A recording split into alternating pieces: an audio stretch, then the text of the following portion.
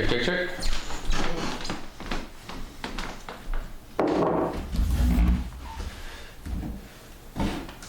Okay, did we... Hello there. Hi, I am someone. I am Anezka Drashel, and this is our very first podcast. First attempt. First flash attempt. in the pan. We'll see how it goes. We decided to name the podcast Everything and... Nothing. Quite a paradox. Yeah. Two extremes of everything. Everything and nothing. It's funny because I actually thought of that name.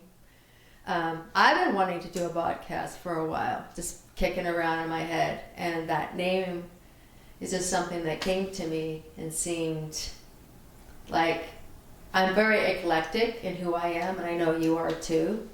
And so when I tried to think of, well, if I was going to share something, what would it be? I couldn't narrow it down. It's like there's just so much to talk about. A name describes what it is you're going to cover, kind of, and this name pretty much just covers everything, which is good because we don't really know what we want to talk about yet. We just know that we do want to talk about and explore some ideas, issues, really as a self-discovering process, and hopefully, get some feedback and learn a little bit from people out there as well while we're doing this. Yeah. And for me, I really wanted to do a podcast because for myself, really. Yeah. Just to have fun and to be able to have a conversation about everything. Do you have or anything. any or a lot of experience with podcasts? This is your first time doing it, obviously, but do you listen to podcasts? Not really. Really? Mm-mm. So just kind of a fresh format altogether, just jumping in. Yeah. Why not? Why not? Why not? Yeah. So, who are you? What do you... Well, my name's Dane Frost. Known this lady for my entire life. I'm just a random guy, eclectic experiences, everything from doing, nanoparticle synthesis in a microbiome lab to fishing in Alaska, running UPS boxes, a bit of everything, really. But you get to be 38 years old, you start to have a bunch of ideas, and it's like, well, maybe it's time to come back to the circle and share a little bit. So that's where I'm at. Who am I now? Don't really know. Trying to figure that out. So hopefully we'll come to some resolution. Maybe this process will help with that. Every process helps a little bit. Right. Yeah. Yeah. Who are you? Yeah. That's a big question. It is. Are you everything? Yeah. A little bit. Yeah, a little bit. Yeah. Well, it's interesting because, like Dane said, we're a mother-son. True. And I'm, 62 years old and have lived a big, full life. And I always joke that my degree came not from college, but from life. From the streets. From the streets. Street smarts. And it's true. I've learned a lot. And so who am I is also, it's like a broad stroke. I wear a lot of hats. I'm a mother, I'm a grandmother. I've had many, many professions, some working with my hands and laboring and... Yeah, fielding growing potatoes. Working a dentist office. Dentist field for a while. Ghost hunting. I am a currently I am a feng shui consultant, practitioner. And a lot of I call bread and butter is space clearing. And I'm really kind of like a house whisperer and a healer of sorts. And the list could just go on and on. There's a lot. And I was a scientist, and she was always off doing this energy work. So there was like this weird conflict between us for a long time of kind of the skeptic and the mother. And it's really given us interesting perspectives that I think we've resolved over the last 10 years. I think we both kind of see a lot more on both sides of the spectrum now, which is, I believe, for the better for both of us. Yeah. And hopefully it will give us a well-rounded perspective as we jump into this. I think it will because I mean we've got the male female, you've True. got the mother son. Yeah, yeah. You know, you've got the more intellectual, skeptical, but you also have a lot of creative right brain, you know. No, it's true. But I It's definitely true. walk more in the spirit world, so to speak, in the unseen, energetic world. And so I feel like there's just a lot of Give um, take. yeah, there's a lot. And we, you know, speaking of conflict, I mean, I feel like we have really walked that line because we've butt heads a lot in our lifetime. I feel. I mean, there's always been deep, deep love. Yeah. Um, It's and natural family yeah, dynamic. Yeah. yeah, but we've had to deal with conflicts, and sometimes they were really stark. Like I was really over here, and you were really over here, and when you know in the beginning, I feel like the conflicts would sometimes end in anger and hurt feelings and us just going like, well, I'm done with this, see ya, you know, just walking away. And now I feel like it's different. I honestly, from my perspective, so first of all, we're kind of diving into a topic here that she wanted to dive into, which was conflict resolution. So welcome to topic Yeah. number one. Topic one. But to be honest, to be quite frank, you know, I've had a lot of conflict in my life, as I'm sure most people have. And looking back at all of it, sure, we've had our differences. Mm-hmm. But out of the spectrum of conflicts that I've encountered, mine and yours have been very minimal. I've never really felt too much at odds with you in comparison to other family members, old friendships, old girlfriends. Mm-hmm. You know, I've gone through the ringer a couple times. But, you know, to be honest, you've kind of always been on my team, and I've always That's really true. appreciated that. Yeah, well, I love you. That's true. Maybe I felt it more because, and again, it was never like the kind of conflict that we couldn't come back from, and there was always, I think, love underneath of it. Of course, yeah. But for me as a mother, that conflict can be really uncomfortable because I'm trying to hold a space where you can change and yet I can be myself. And but we always found our way through it. And now I feel like, I'll just speak for myself, is that, and I think this is it. I think that for me, for most of my life, I was really uncomfortable with conflict. Afraid of it. Afraid of feeling anger. And so for me, it's like I just wanted to shut that down and move away from it and get to a place of peace. I mean, as soon as possible. So that's probably why it felt bigger for me. And I would say in the last 10 years, I've really come into my own. And I think a big piece of it was learning how to set boundaries and not taking on, like it's okay to disagree. And it doesn't mean that we can't like each other or there can't be a friendship. Not only is it okay to disagree, but it's necessary. Right. Every two individuals has a unique set of experiences they're drawing from, and ultimately not going to see eye to eye on everything. Yeah. So we have to practice disagreeing. Yeah. Yeah. And I feel like that was a big place that I've come to now, is that if there is a disagreement or conflict, I'm not afraid to see it all the way through. Yeah. But that's a question, because I feel like, I feel like conflict is everywhere around us, and this is why I wanted to bring this up, because I feel like in my life I have people who are still seem not very able to deal with conflict, and they get very angry and very emotional, and it's like take it very personal to the point where they want to hurt you. There's some, you see it happen time and time again in the cycles of the world.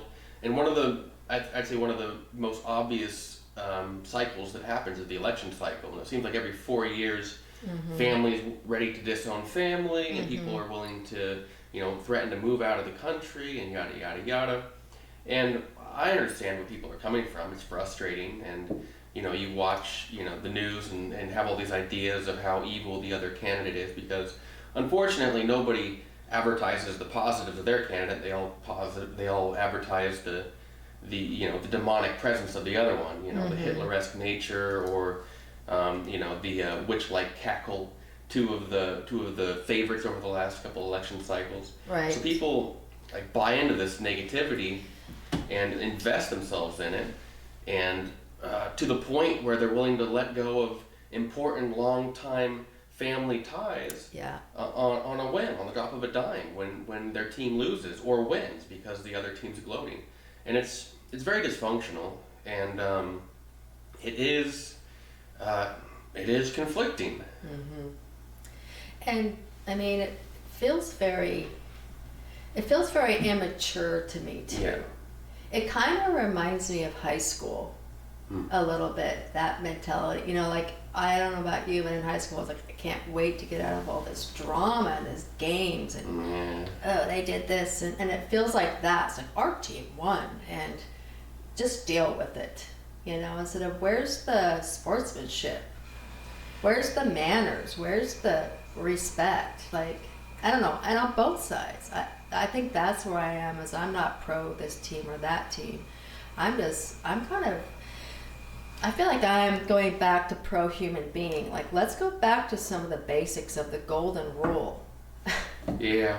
I feel like that's what I'm hungry for, is like, where's just some of those basic common sense golden rules of treat people the way you would want to be treated. Yeah, morality. Yeah. It's the foundation of any belief system. I mean, it was baked into the Ten Commandments as far back as recorded any literature goes. Do not be an asshole, pretty much is the essence of a golden rule, and it applies still today.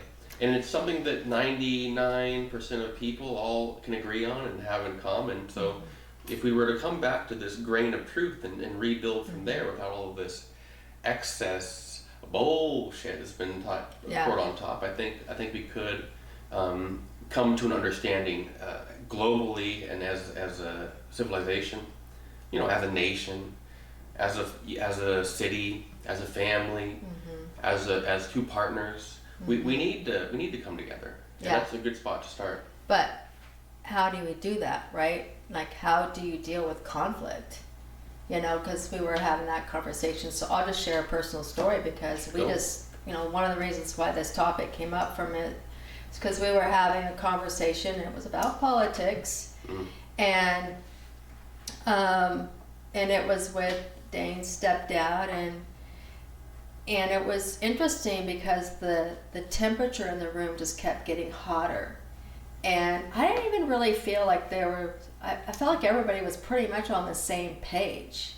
So I don't even really know, and I see that happen a lot, like people can't hear each other, like we're kind of all speaking the same language. So what is that emotionality that gets triggered, that shuts off the listening?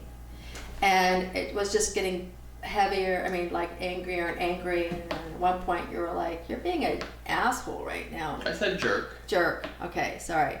And it seemed like, you could hear. And you were like, I'm gonna walk out of the room. It was like, let's stop, like let's, and it was that moving train. It was a runaway train, was the analogy I was thinking. Yeah. Yeah. And and it finally did stop, and we were able to bring it back down. But I'm just curious, in your mind, what do you feel like stopped that conflict from going out of control to where, people would have said things they really didn't mean, or you would have been like up and saying like, I'm out of here? I love to have a debate. I love to discuss different opinions. That's how we learn, right? I have a set of opinions. If I don't ever share them with anybody, I'll never expand my understanding, because nobody's out there to correct me. You have to share what you believe. It's an important part of growing as a person. So I do love to debate. And I have, at several points, got to the point where things escalate and nobody's really hearing each other anymore, and that's no longer constructive. And that's kind of the spiral people get into, the death spiral that ultimately, is the nail in the coffin in a relationship if you're not careful. I don't know. I mean, I don't really have that answer. I would say a couple things that do seem to work is taking a break, definitely. If the tempers are too high to speak reasonably, definitely take a break, let things simmer back down. There's no reason just to let the pot keep boiling over.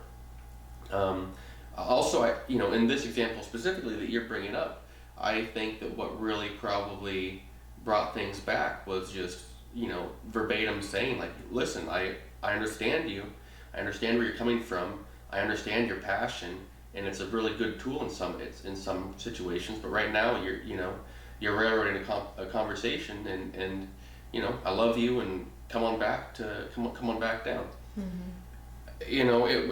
I told Jim, my stepfather at the time, I told him at the time, I wish we had a camera rolling because it's really interesting the dynamic that's playing out right here, and I do wish that we had, because I think we could learn a lot about ourselves by going back and replaying such kind of critical moments. Well, and we're our blind spots, because I've had that exact thing where there was a conflict and somebody was saying, well, you were doing this. I'm like, no, I wasn't. And then it took some other third party who was like, look, I love you. You might get really mad at me, but you were doing that. And I was like, really? And it was a turning point for me. It was like, wow, like I need to really listen and check myself. And I want to go back to that experience because I think it was perfect what you said. And when I saw that experience that we had with, it really was conflict resolution. It was. It could have ended up horribly, and it ended up being great. And I believe what made it a great learning experience, and we all came together closer, I felt, and felt better, is that you had the ability to go like, okay, wait, Jim, like, and you had to say it a couple times and let him just like blah, blah, blah, blah, blah, rant, and then finally you said, I want to say something. And then what you said, not in anger, but in love. And you were kind of still riled up too, like, look, oh, yeah. I respect you, and what I saw is you talked from your heart, not from your head, not from let me convince you how I'm right and you're wrong. You went straight to your heart and you went, look, I get that you're passionate, and and that's great, and and then you just laid it out. But in this situation, it's like we're on the same team. Yeah. And it really, it just turned the whole thing around. And then what was interesting is that the emotion and everything just kind of went out, and then we went on to actually finish the conversation. Yeah, we immediately came to a reasonable point again, where we were both expressing our points of view. He didn't change his opinion on the subject. No. He just came back down and was grounded and was, right. a loving, contributing member. Yeah, who was listening, who we could all listen and be like, oh yeah, I hear your point. Love you, Jim. You're a great man. Thank you for letting us use you as an example, because he's an amazing human being, and we both adore him. True that. I could easily put myself, we in all that story. short circuit. We are all wrong, and we all have to learn how to be wrong. It's easy to get our ego tied up in what I believe is right, and if I'm not right, then I'm not valuable, and or not lovable.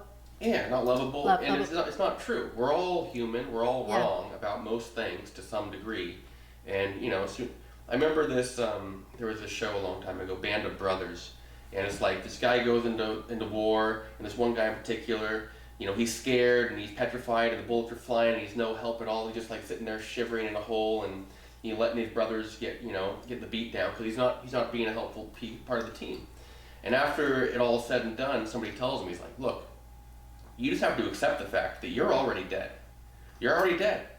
And he took it to heart. He's like, oh, I'm already dead, so there's nothing to be afraid of. So he went out there and he fought the fight and, brought the light. And the same thing, I think, applies to being right and wrong. It's like, if you just accept, I accept I'm wrong. And one of the things you learn as you learn more is that you're more wrong about more things than you ever could have comprehended. So if you can enter the arena with the idea that I'm wrong about some things all the time, so let's actually have open ears so we can learn. Because the goal is not to be right. The goal is to, in the future, be right more often. And you do that through learning, and you do that through listening. Yeah, well said. Huh. Well said. Well, if I had a microphone, somebody might hear it. Next time we will have a microphone. Yeah, this was our one mic podcast. Yeah, this is a one mic podcast. Yeah. Get ready. I'm sure we'll be learning a lot, but yeah, that's some good food for thought. And the other thing that I just want to say about the conflict, because I feel like, again, it's like taking personal responsibility and, because when I'm usually wanting to fight, I would say behind that is fear. So what am I afraid of? It's a good question.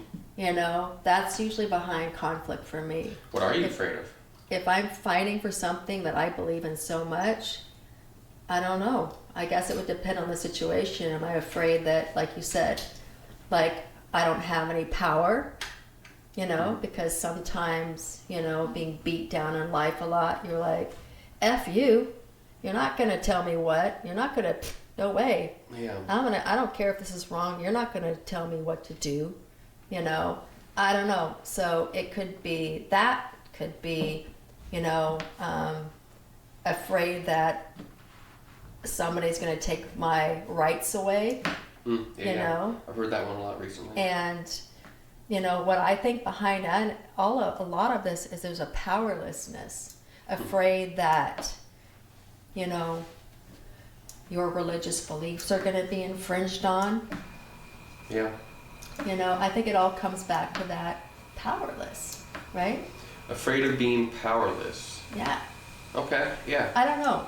But on the other hand, it's like, I think part of this growing up as a human race is like learning to be comfortable with not everybody being like you. Isn't it okay that we have differences? Isn't it okay? Why do we have to get so affected that this person, because I have some friendships right now that are very challenging. I think. But do I love them less? Yeah. No. No. Is there less conflict? There's conflict, but I don't know. I don't know either. I think any two people, you put them together, I'm an insane person. And I've come to realize that pretty much every person on this insane planet is some version of insanity. And you start to put people together, it's complicated. It is complicated. Some friendships are much easier though, I have some bedrocks that have gone back many years. And honestly, looking at my relationships, I don't really have any friendships that are complicated. I just don't really keep those people around me. And it's not out of dislike, it's just out of a limited amount of time and energy that I have to invest in people. Right. And if somebody's more work than joy, it's like, well. Do they just naturally fade out? I think I naturally fade them out. Okay. Because it seems like for me, my friendships just naturally fade out. If I'm not initiating, then it just kind of goes on the wayside. Ideally, you have a friendship where you're both initiating kind of 50-50. Yeah. And bringing the same amount to the table. Like that's a healthy relationship. Yeah. Whether you're talking husband, spouse, two friends, family members, whatever. I think any healthy relationship of any level, even in the workplace. Yeah. Both parties should be bringing to the table an equal amount. Even boss employees, the boss needs to bring a good example and adequate compensation. It's 50-50. Yeah, absolutely. In symbiosis. Yeah. Yeah. So. That was conflict resolution on everything and nothing. On everything and nothing. By your hosts. Have a good day. All right. Well, hopefully that recorded. Let's check it out.